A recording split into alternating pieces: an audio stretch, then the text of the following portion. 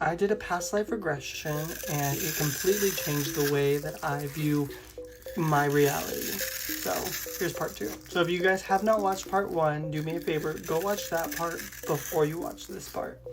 So we're going to continue the story after I came out of the door from my very first life. So this one, she brings us back out into the hallway. And again, I am in a hallway that has doors on both sides right next to each other that goes on forever. Like I can't see the end of it. Like I don't actually know how long it went on for, but I can tell you for sure I could not see the end of it because it was too like dark down there. Like the lights only went so far, and so I couldn't see the end of it. But I remember each door was made out of a different material or was like designed differently.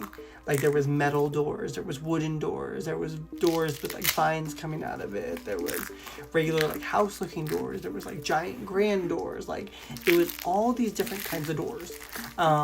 So the second door that I chose, it was made of wood, but it wasn't like, it looks like it was a kind of like makeshift out of wood. Like it didn't fit perfectly. There was moss growing on it and there was leaves coming out of it.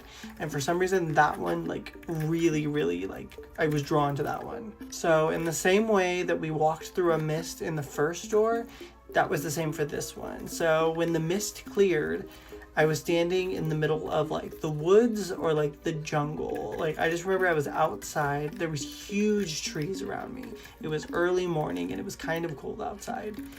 Again, I looked at my feet where the first life I had boots on. This one I was barefoot, so I had nothing on. And I realized that I was wearing like a dress and that I was a woman.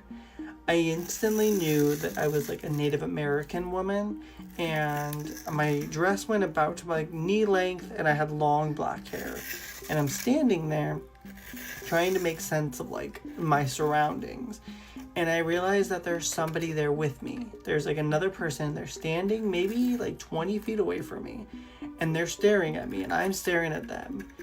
And I just remember I got the overwhelming feeling that I needed to tell them that I was okay. I remember like I needed to like go over and talk to them. But that was kind of one of the things that she walked us through, was like it's going to be difficult to try and like figure out what the messages are that we're like trying to gain from this until afterwards. Once we can kind of reflect on everything that happened, then we can. So I'm looking at this person. I feel like I want to tell them something, but I can't. I'm looking around and I realize there's like huge leaves, like just giant leaves that are kind of like hiding majority of the scenery. So we could only stay in this life for a very short period of time. She did not do the same thing like she did with the first one. This was just so we can get an idea that there's multiple lives for us to be able to visit. So we have to be pulled out of this. And I just remember feeling this like immense amount of sadness about having to like leave this person and not be able to tell them that I'm okay.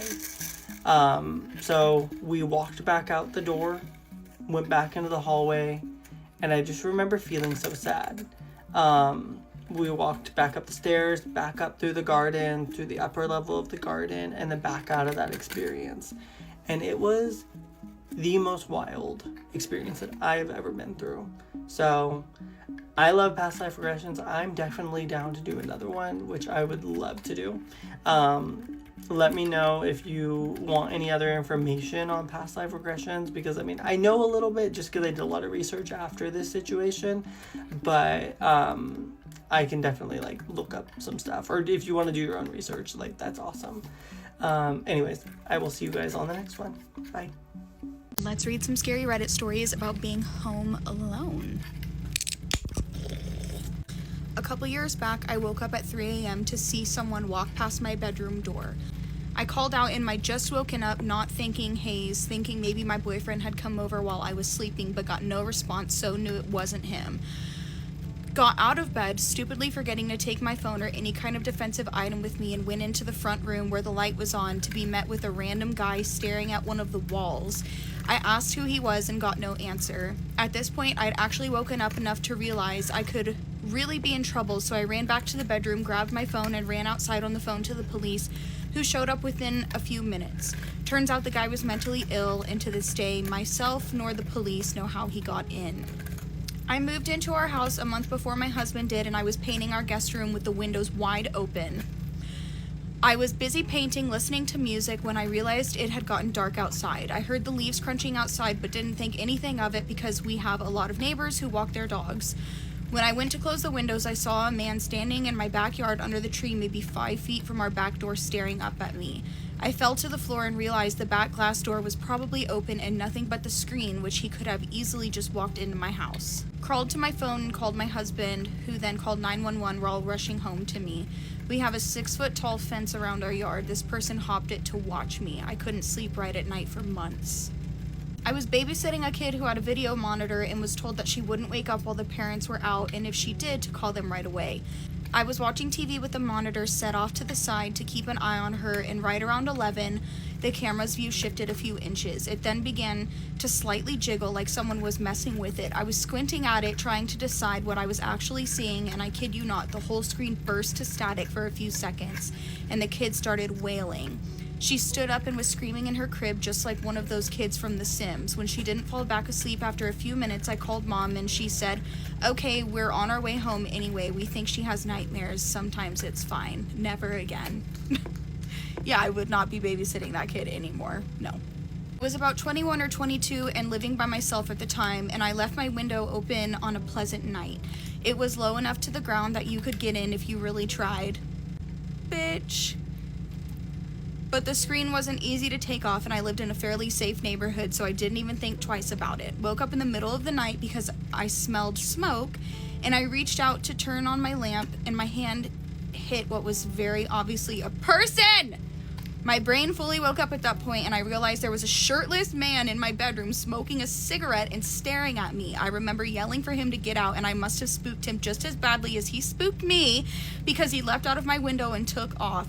I slammed it shut and moved a bookcase in front of it, and when I went out the next morning in the daylight, I found the screen sitting against the house. Didn't sleep the rest of the night, and I haven't slept with a window more than cracked ever since.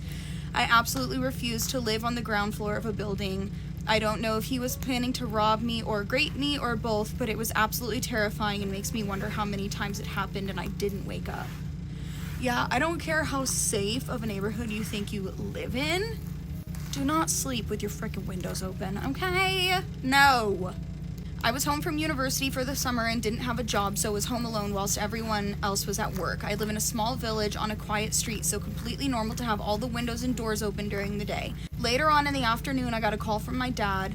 He said, "I'm around the corner but struggling to get into the street. I'll explain when I'm home, but lock all the doors, close the windows, and go upstairs?" This was obviously strange. We don't